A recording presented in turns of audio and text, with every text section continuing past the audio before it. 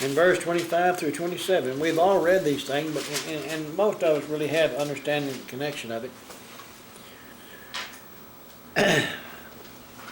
But in verse 25 of Ephesians 5, it says, "Husbands, love your wives, just as the Mashiach also loved the called out ones and gave himself for it." So you see the word church there is the word ecclesia, the called out ones, which he's representing with the term bride. And he loved the ecclesia, the called out ones, and gave himself for it, that he might sanctify and cleanse it with the washing of water by the word, that he might present it to himself a glorious group of called out ones, not having spot or wrinkle or any such thing, but that it should be holy or set apart and without blemish. So he's referring then to the bride, which he calls also the called out ones. There's a connection between those two. Go to Revelation 19.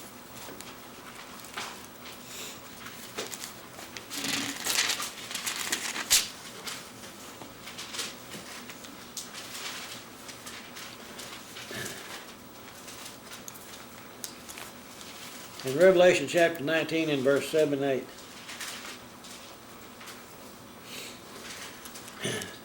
He writes, "Let us be glad and rejoice and give him glory, for the marriage of the Lamb has come, and his wife has made herself ready."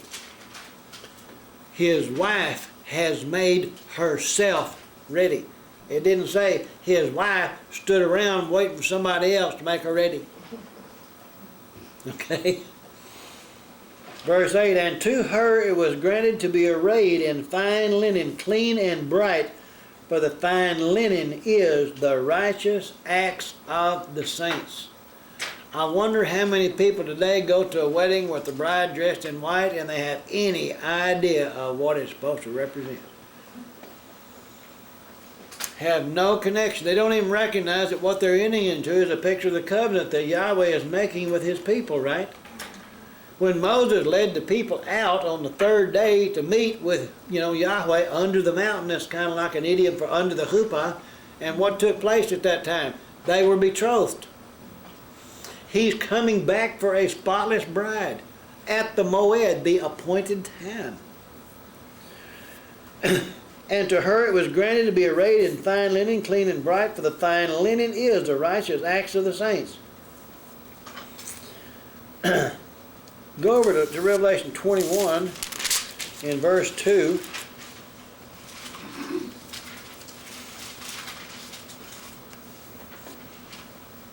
"Then I, Yochanan, saw the holy city, the new Jerusalem, the new city of peace, coming down out of heaven from Yahweh, prepared as a bride adorned for her husband."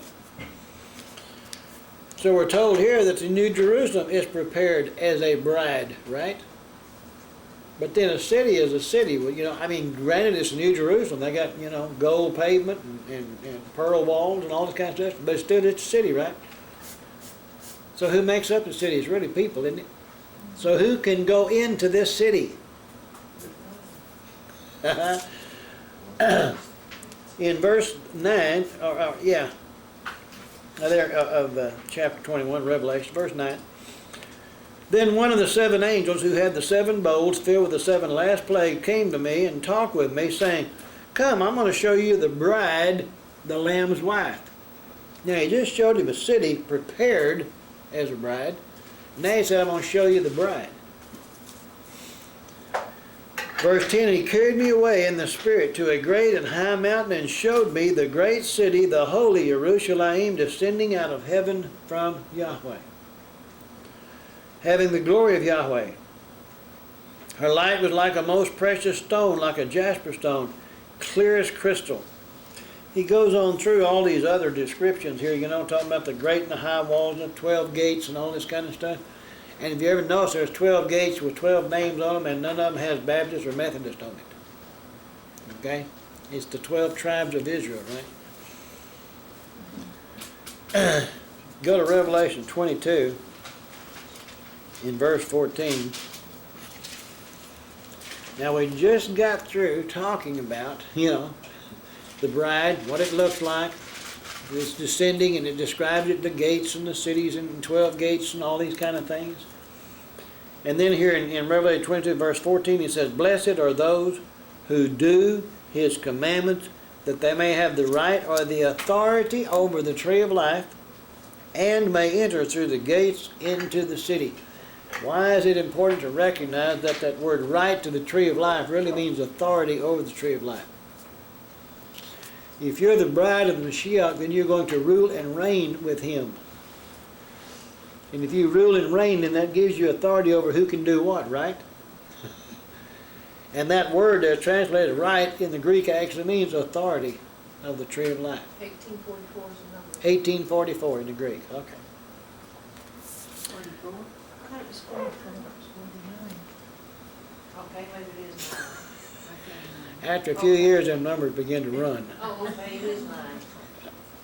1849. But blessed are those who do his commandments, that they may have the right to the tree of life, or authority of the tree of life, and may enter through the gates into the city. The gates only have the names of the 12 tribes, do they not? Messiah Yahushua said, I have been sent only to the lost sheep of the house of Israel, did he not? So that's who he came for, and all the other people that join with them from all the other nations of the world become what? And receive an inheritance with the tribe they sojourn with. So who are you sojourning with? Because one of them gates is what you're going to go in, okay? And it's got the name under one of them, right? The implication of what I'm looking at, the true bride, is the called out ones, keeping the Torah, and not involved in idolatry or spiritual adultery. Can we agree with that little assertion right there? So the bride represents the true church, or the true called out ones. In everyday life, when a man cheats on his wife,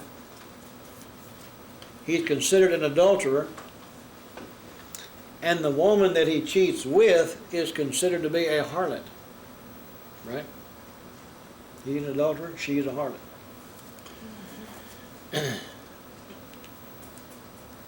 In Proverbs chapter 5, go to Proverbs chapter 5.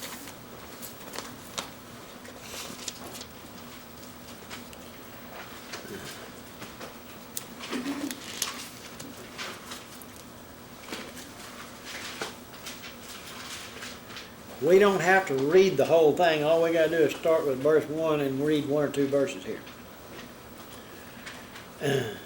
My son, pay attention to my wisdom. Lend your ear to my understanding, that you may preserve or appreciate good judgment, and that your lips may keep knowledge. For the lips of an immoral or strange woman drip honey. Her mouth is smoother than oil, but in the end she is bitter as wormwood, sharp as a two-edged sword. We don't have to go on any further to recognize he's talking about a harlot, right? He's giving us these words, and he's talking about a physical relationship between a man and somebody he shouldn't be messing with, but it also teaches us about relationship we have with somebody other than the one who created us, right? So this harlot then is referred to. I guess I better turn the tape over. Somebody'd be upset if I didn't do that, wouldn't you? No. Okay. So this immoral woman is referred to here as immoral woman, this harlot. The word harlot is a number 2181, Zanah. This strange woman here, this immoral woman, is 2114, Zur.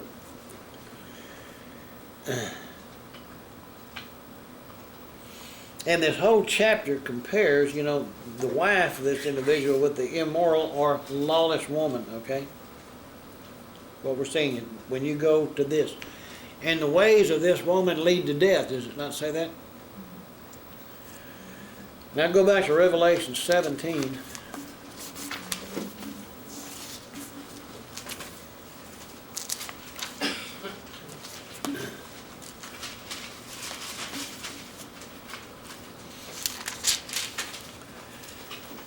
In verses 1 through 6.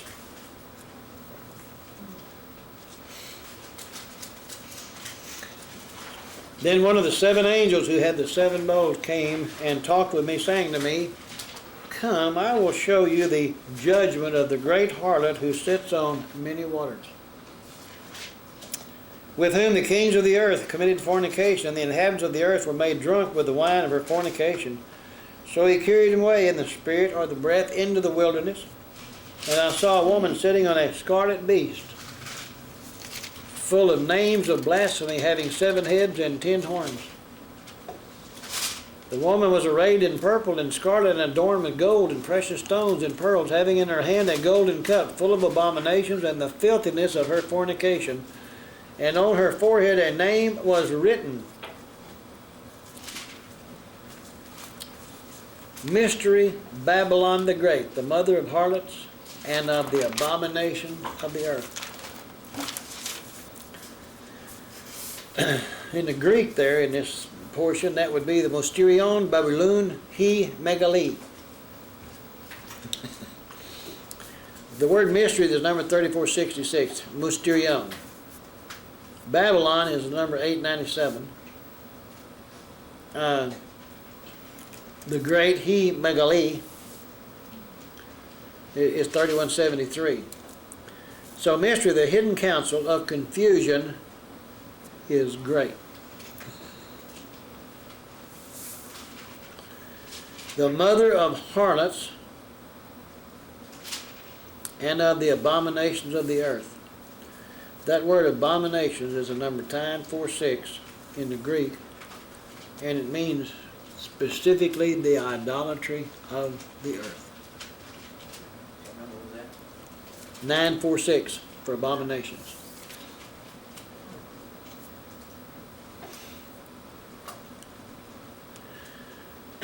Now, what I was trying to show you, if both of these terms, the bride or the harlot, okay, the bride can be applied to the one who's true, well then the harlot can be applied to the one who's not true, right? So if these terms then can be applied, in actuality to a wife, let's say, then they can also be applied equally to religious system, or a false religious system instead of the truth of Yahweh. Would that be a better definition?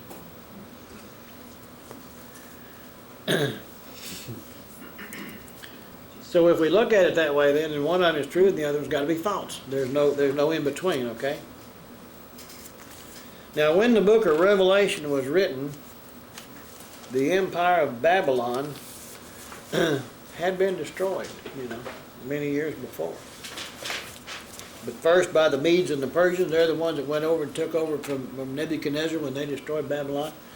And then Greece came in and took over that, and then Rome come in and took over that, right? Back when I first gave this teaching, this country was then being ruled by Saddam Hussein, but nowadays it's ruled by who?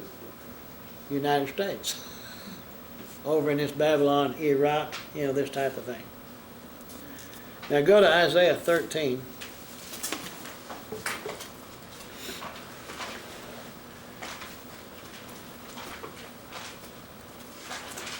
One of the things I'm trying to get at is to help us understand where this mystery came from, or what it really is, but then understand where it's leading us.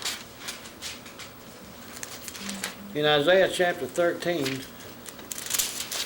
and in verse 1, the burden against Babylon which Yeshayahu, Isaiah the son of Amoz, saw. That word burden actually is the word oracle or prophecy. The prophecy against Babylon which Isaiah the son of Amoz saw. Go down to verse 17.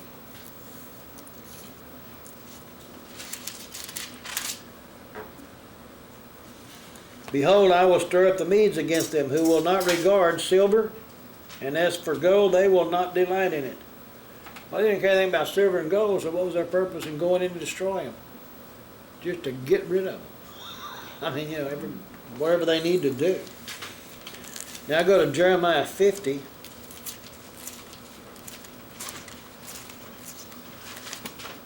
think this will all come together here in a minute.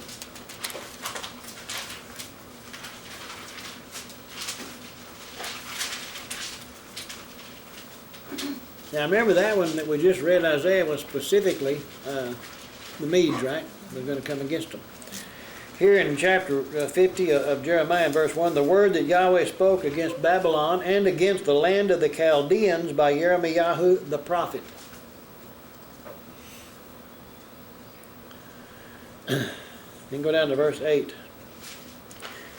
Well, we can look at all of these things. In verse 2, he's talking about declare among the nations. Verse 3, for out of the north a nation comes up against her. In verse 4, in those days at that time, says Yahweh, the children of Israel shall come. They and the children of Judah with continual weeping, they shall come and seek Yahweh their Elohim. They shall ask the way to Zion with their faces toward it, saying, come and let us join ourselves to Yahweh, a perpetual covenant that will not be forgotten. This is coming, is it not?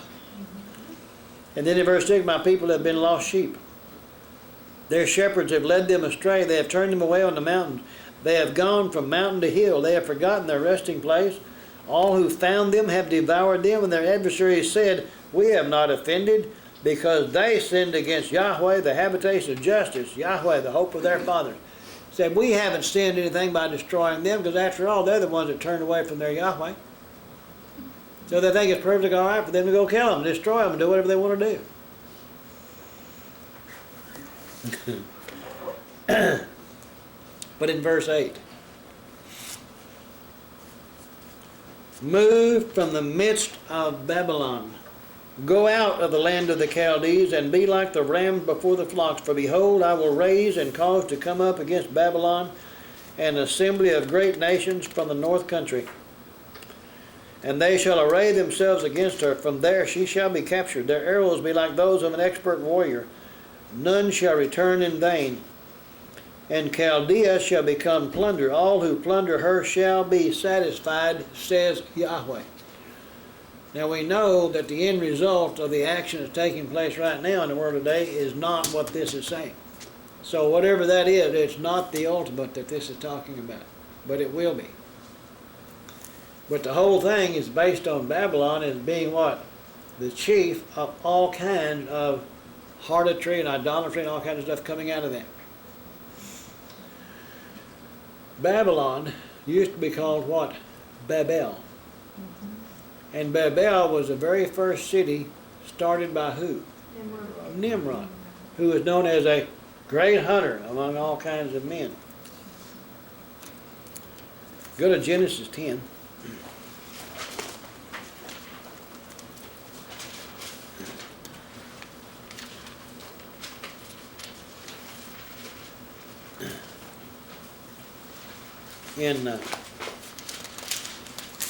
Starting in verse 8. It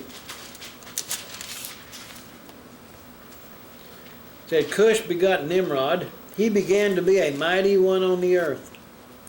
He was a mighty hunter before Yahweh. Therefore it is said, like Nimrod, the mighty hunter before Yahweh. The beginning of his kingdom was Babel, Erech, Akkad, and Calneh in the land of Shinar.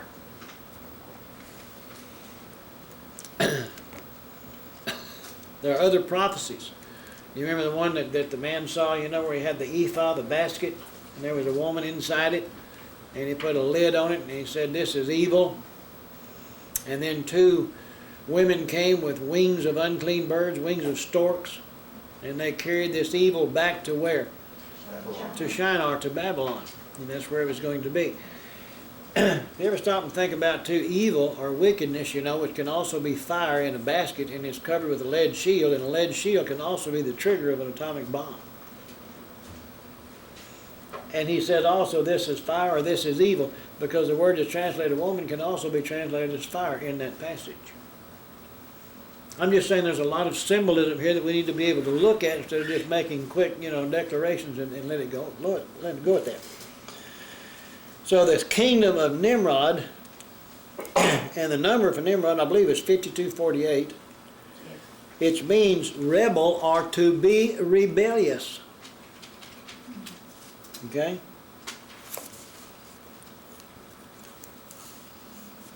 This word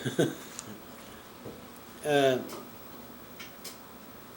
Hebrew is an ancient word, marad, and it means to be contumacious.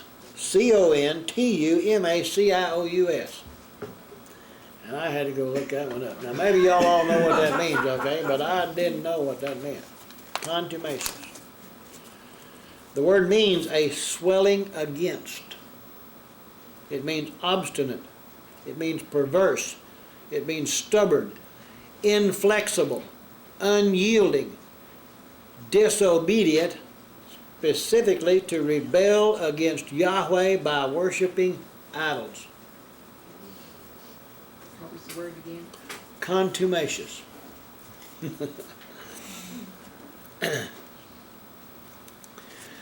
Nimrod is mentioned in the Jewish Encyclopedia as the one who, quote, made all the people rebellious against Yahweh.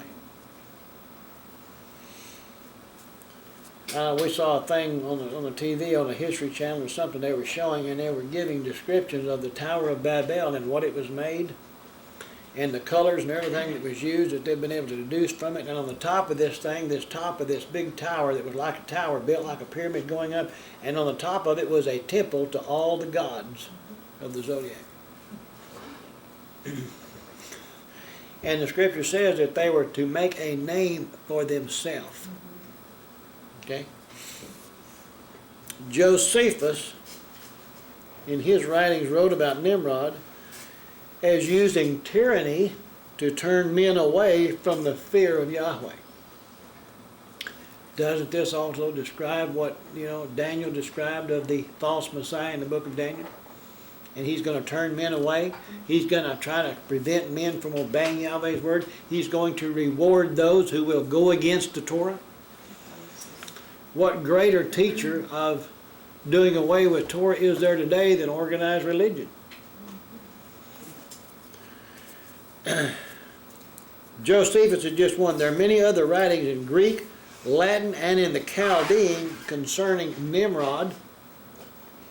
Also, it talks about his wife, and her name was Semiramis, or Semiramis, depending on how you want to say it, and her child, who was called Tammuz, which is even, the name of one of the months on the Hebrew calendar that the Hebrew chose, people did when they came back from captivity in Babylon.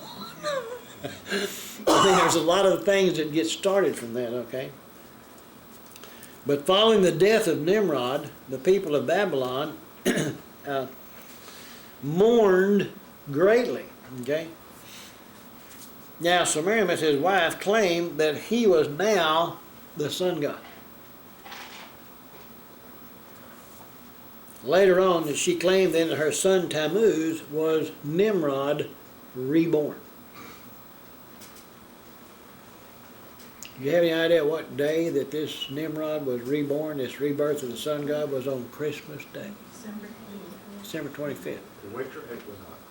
The rebirth of the sun, that's when the day, everything changes again in the days,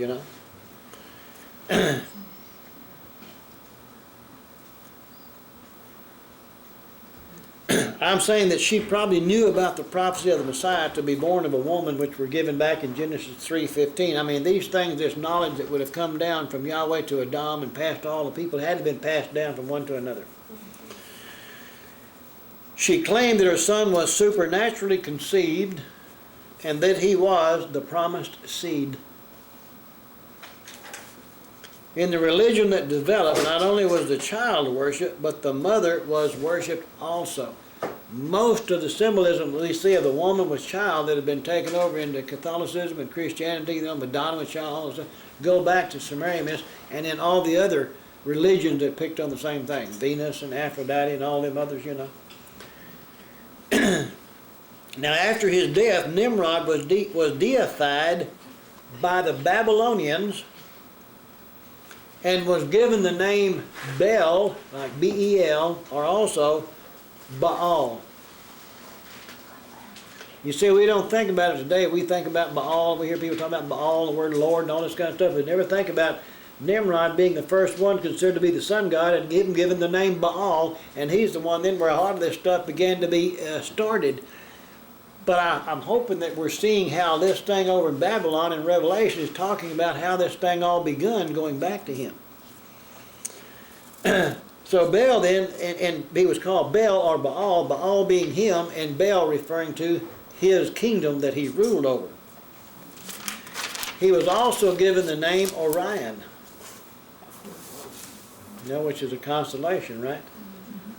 Remember, a lot of these monuments that were on top of the Tower of Babel were for all the stars, the constellation, all the different gods and all this kind of stuff in the zodiac. Now in Genesis 11:9, he says, therefore its name is called Babel, because there Yahweh confused the language of all the earth, and from there Yahweh scared them abroad over the face of all the earth. So all the languages were confused, and they were mixed and mingled. The system of idolatry that they had developed, okay, and all these different gods' names and all this kind of stuff, when they went out to all these other nations of the world, the same gods went with them. It's just that now, since they had different languages, it was the same God with a different name. You know, in Roman he might have been known as Jupiter. In Greece he was known as Zeus. In other, you know, religions and statements he would have been called a different name, but it was still the sun god. Okay? Go to Romans 1.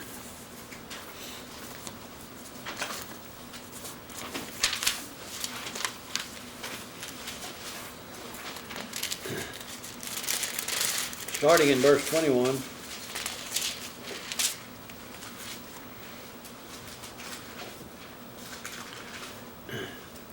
He said, because although they knew, would have been Yahweh, they did not glorify as Yahweh.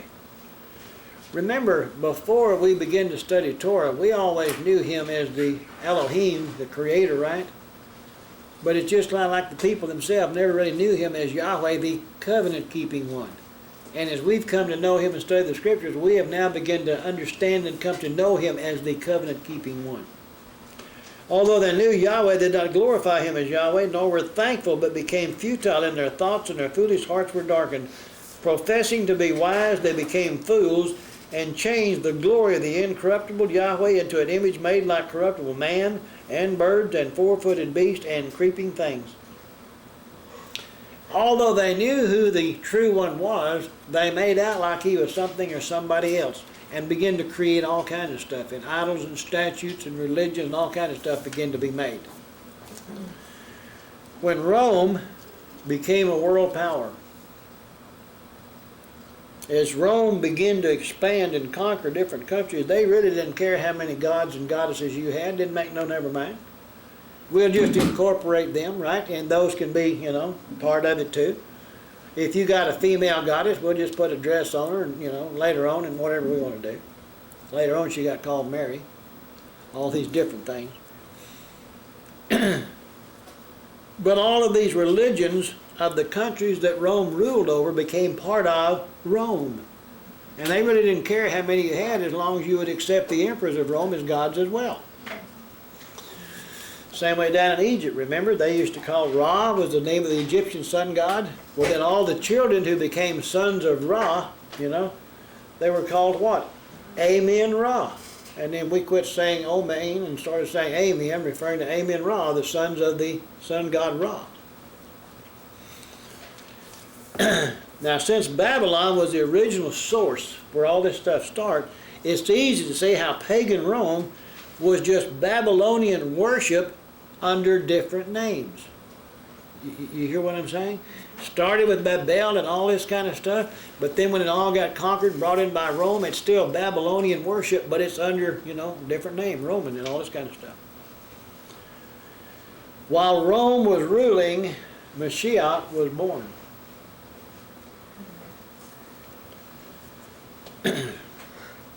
Now, history of Rome tells us there were many mysteries or secret rituals that were carried on through mysterious symbols, and therefore the worship of the sun god began to be called the mystery religion. Okay? I don't know whether how many people realize or not, but the Masonic Lodge and the shrine and all this kind of stuff today, when people go in and join the Masonic Lodge, it really doesn't matter what kind of a God or thing you believe on, whatever kind of holy book you want to worship. When you go in and take your oath of office, they lay a book down there, it's whatever you believe, and that's what you give and swear an oath to. Doesn't make any difference what it is. in the mysteries of the Masonic Lodge. The book of Acts records the works of the early apostles as they spread the truth of the coming of the true Son of the true Elohim, okay? But we all know from the book of Acts they have an awful lot of resistance in where they came and what they did. Go to Acts chapter 17.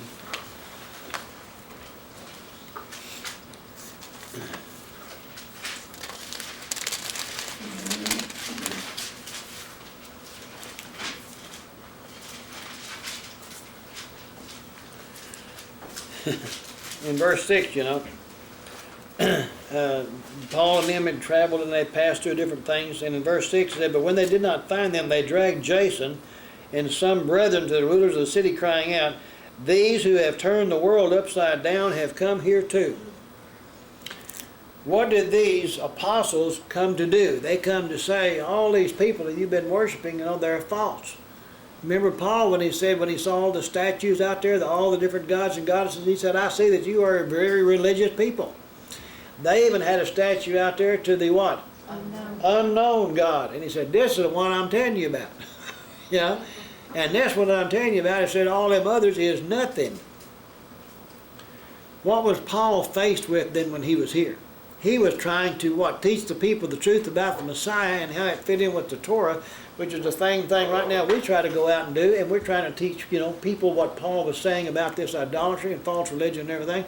And all they want to tell us is, oh, well now my pastor said, or my evangelist said, or my priest said, or my whatever said, and all they can give you then is what's being said about all these different people and all these different religions, which is nearly nothing in the world but Babylonian sun worship.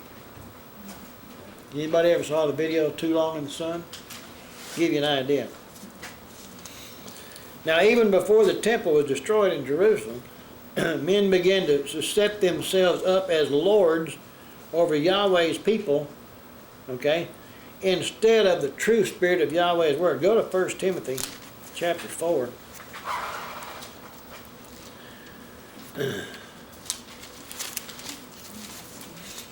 Seems like we've been over Timothy today, or Thessalonians a time or two. In 1 Timothy chapter 4,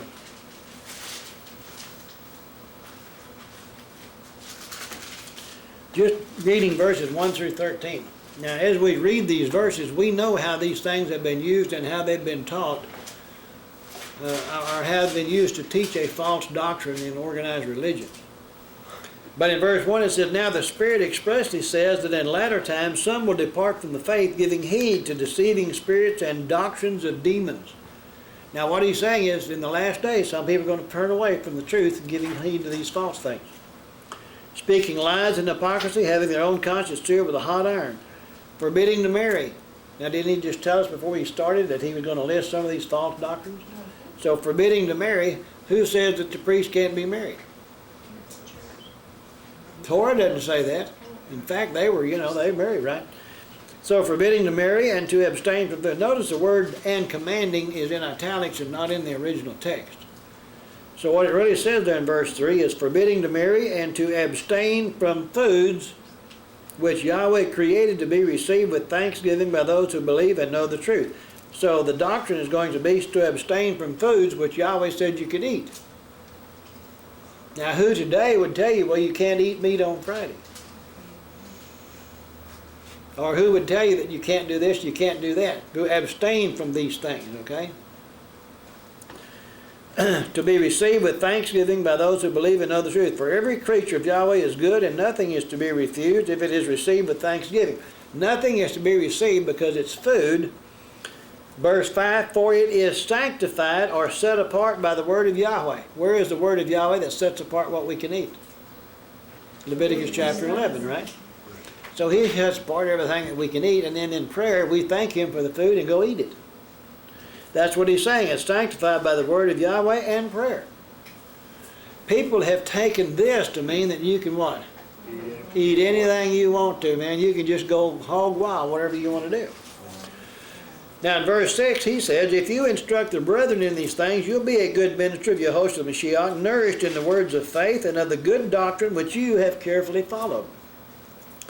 But reject profane and old wives' fables and exercise yourself to godliness. For bodily exercise profits a little, but godliness is profitable for all things, having promise of the life that now is and of that which is to come. This is a faithful saying and worthy of all acceptance. For to this we both labor and suffer reproach, because we trust in the living Yahweh, who is the deliverer of all men, especially of those who believe. He came to deliver all, but not everybody's going to receive him. These things command and teach. Let no one despise your youth, but be an example to the believers in word, in conduct, in love, in spirit, in faith, in purity. Till I come, give attention to reading, to exhortation, and to doctrine or to teaching. So again, this thing is trying to come in, and he says there's going to be deceiving spirits and doctrines of demons in these latter days. And a lot of this stuff comes out of all kinds of different religions. Where do you think what we call today superstitions originally came from? There was some kind of doctrine of some false god or goddess. And then over a period of time, people begin to realize that, well, that really didn't have anything to do with a god or goddess anyway, but it's still bad luck if you walk under a ladder. So we still have all these superstitions today that people get involved in rituals, and what really happens is we wind up giving power to that instead of Yahweh. It's the same thing as saying, well, Yahweh says if I don't work on the Sabbath, he's going to bless me. But my boss says if I don't work on the Sabbath, he's going to fire me. We have to decide which one we have more faith in then, don't we? I mean, I know it's easy to laugh and everything, but realize in some people's mind, man, this is a tough decision to make. They got wives and children and mouths to feed and everything else. That they're trying to overcome this thing. And the doctrines of this nation, which is a Greco-Roman society, what are we imputing to those people to believe? And we were part of it. You can't ever forget, we were part of that system. Okay? Some of us still a little bit more part of it than others, but we're still there. Go to 2 Thessalonians chapter 2.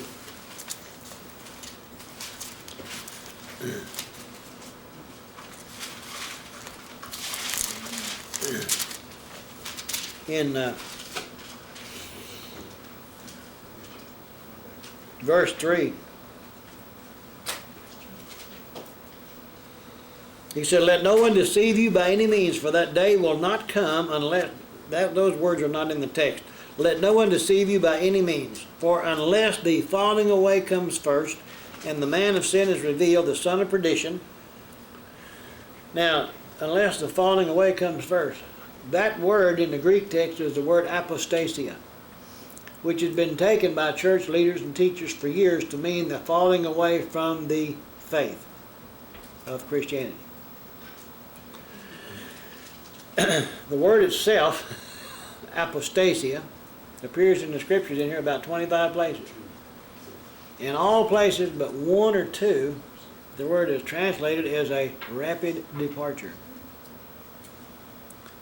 But in this place, they translated it as a falling away from the faith.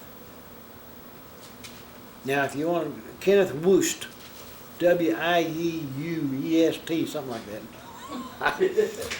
In his, he's a Greek scholar, and in the word studies, and he's saying that this word is mistranslated in this passage here, and that the correct translation would have been, let no one deceive you by any means, for unless the rapid departure comes first, and the man of sin is revealed, the son of perdition, who opposes and exalts himself above all that is called Yahweh or that is worshipped, so that he sits as Yahweh in the temple of Yahweh, showing himself that he is Yahweh. You see, this happened first with Antiochus IV, about 168 years before Messiah.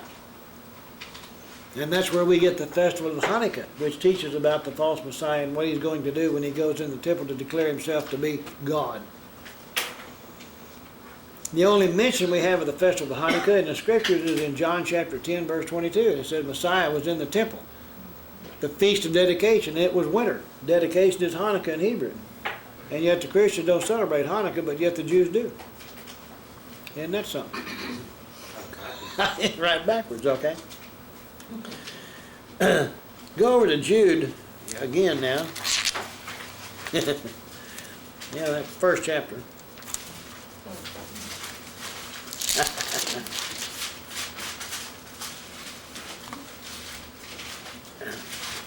in verse 1 through 4, notice what he's saying here. Jude, a servant of Yehoshua Mashiach and brother of James or Yaakov, to those who are called, sanctified by Yahweh the Father, and preserved in Yehoshua the Mashiach, called, sanctified by Yahweh the Father, and preserved in Yehoshua the Mashiach. Mercy, peace, and love be multiplied to you. Beloved, while I was very diligent to write to you concerning our common salvation, he said, I was diligent, man, I want to write you a letter concerning our common salvation. But I found it necessary to write to you, exhorting you to contend earnestly for the faith which was once for all delivered to the saints. He said, I wanted to write to you about one thing, but I'm having to write to you now for something else. For certain men have crept in unnoticed who long ago were marked out for this condemnation, ungodly men who turn the grace of our Master, our Father, into licentiousness and deny the only Lord God and our Lord Jesus Christ. In these English words, the word deny. If you've ever looked up the word deny in Webster's, you know what it says. If you haven't, do it. The word deny in Webster's, the very first definition of the word deny is to contradict. Very simple. Contradict. Messiah said, don't even think that I've come to abolish the law. But yet people say, oh yeah, he came to do away with it. It's W-U-E-S-T. W-U-E-S-T.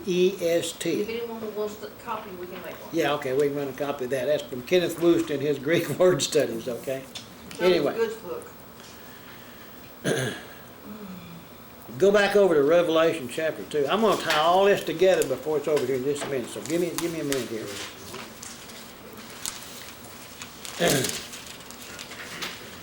Revelation chapter 2.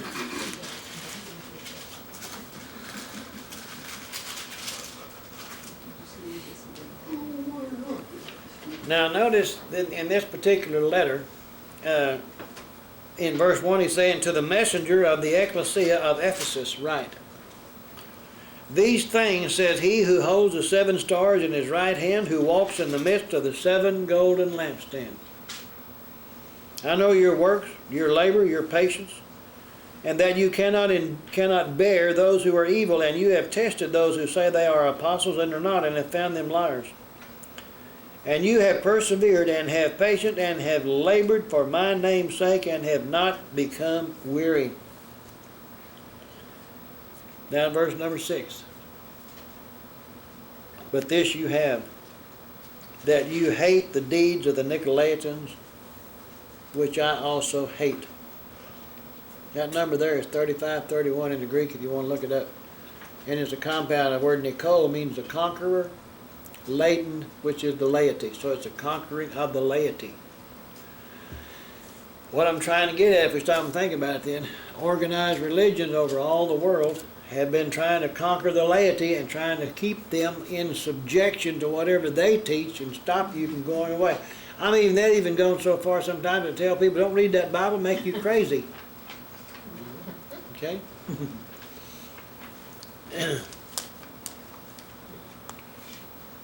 Actually, conquer also can mean the destruction of the people. Look at verse 13. This same Revelation 2. He says, I know your works and where you dwell, where Hasatan's throne is, and you hold fast to my name. You know, this is implying that there are some there that know his name. And did not deny my faith, even the days in which Antipas was my faithful martyr, who was killed among you where Satan dwells. And then verse 15, he said, thus you also have those who hold the doctrine of the Nicolaitans, which things I hate. If this is a conquering or destruction of the people by organized religion, and Yahweh says, I hate that, how can people remain a part of it? Because if you're part of it and he hates you as much as he hates that, or them. Look at verse 20.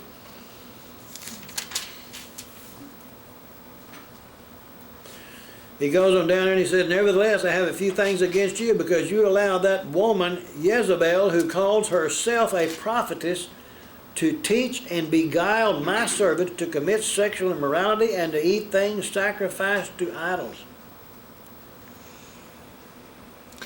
You're realizing that the book of Revelation was given by Messiah Yehoshua to Yochanan in the first century, you know, of Messiah's death, burial, and resurrection, right? Under the power of Rome, and all these different religions had been brought in and assimilated from all over the world by the nation of Rome.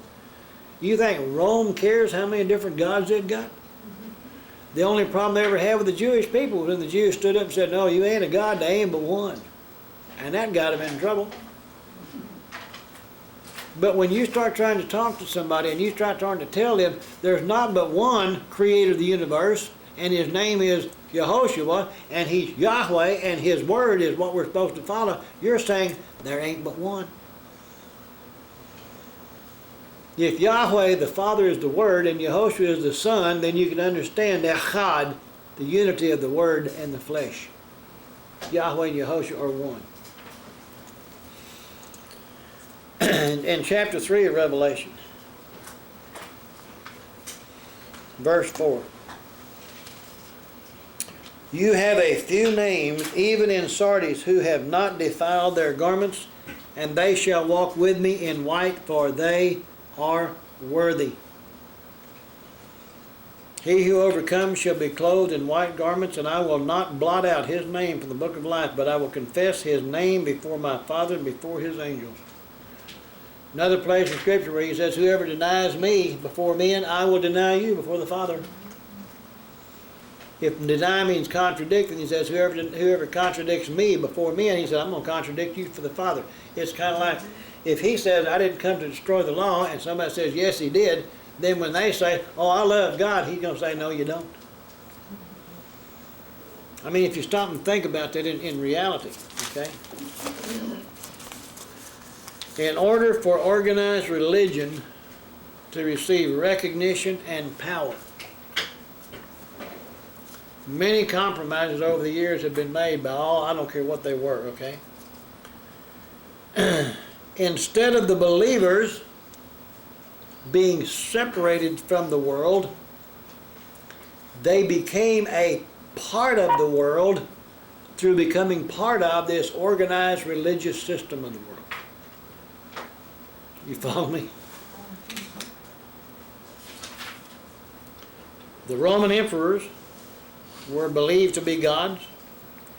They demanded leadership roles in the faith that was evolving. Constantine was the one who took Rome, the political entity, and Christianity, the belief at that time, and melded them into one. They became the Holy Roman Emperor. And everything, from Rome and everything at that point in time began to bring them all in. You can't kill them all, so what do? You decide to join with them. And you bring them all together. Now, at that time, true believers, whether they were Gentiles or Jews or whatever they were, true believers chose martyrdom as opposed to becoming part of what they considered the Roman power. When Rome and the Catholic Church, they began to kill and make martyrs and destroy people, all this kind of stuff, it really was to shut them up. Because most of those people were saying, hey, Yahweh says the Word is what we're supposed to follow. If we go back and we think about the man that came out of Catholicism,